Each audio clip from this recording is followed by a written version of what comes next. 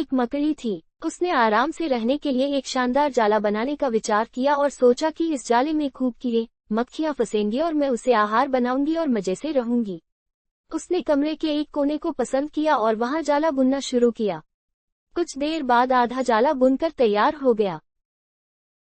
यह देखकर वह मकड़ी काफी खुश हुई कि तभी अचानक उसकी नजर एक बिल्ली पर पड़ी जो उसे देखकर हंस रही थी।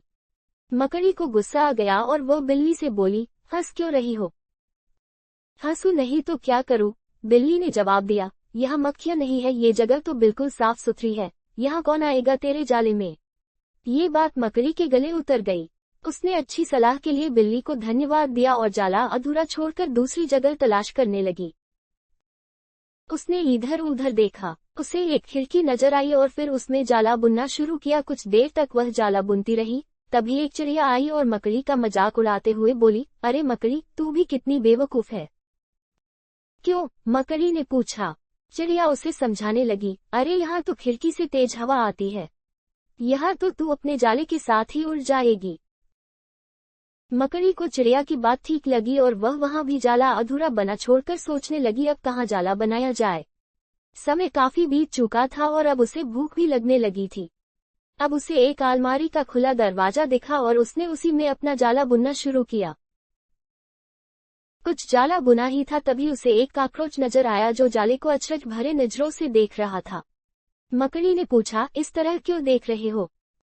कॉकरोच बोला, अरे यहाँ कहाँ जाला बुनने चली आई, ये तो बेकार की अलमारी है, अभी ये यहाँ पड़ी है, कुछ दिनों बाद इसे बेच दिया जाएगा और तुम्हारी सारी मेहनत बेकार चली जाएगी।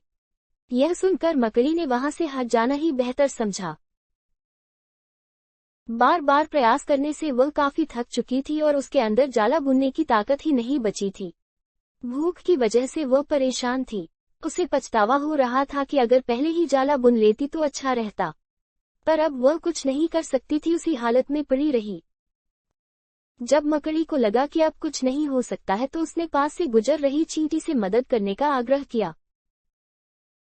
चींटी बोली, मैं बहुत देर से तुम्हें देख रही थी, तुम बार बार अपना काम शुरू करती और दूसरों के कहने पर उसे अधूरा छोड़ देती, और जो लोग ऐसा करते हैं उनकी यही हालत होती है। और ऐसा कहते हुए वह अपने रास्ते चली गई और मकड़ी पछताती हुई निढाल पड़ी रही। दोस्तों, हमारी जिंदगी में भी कई बार कुछ ऐसा ही होता है। हम कोई काम स्टार्ट करते हैं, शुरू में तो हम उस काम के लिए बड़े उत्साहित रहते हैं, पर लोगों के कमेंट्स की वजह से उत्साह कम होने लगता है और हम अपना काम बीच में ही छोड़ देते हैं। और जब बाद में पता चलता है कि हम अपने सफलता के कितने नजदीक थे तो बाद में पछतावे के अलावा कुछ नहीं बचता।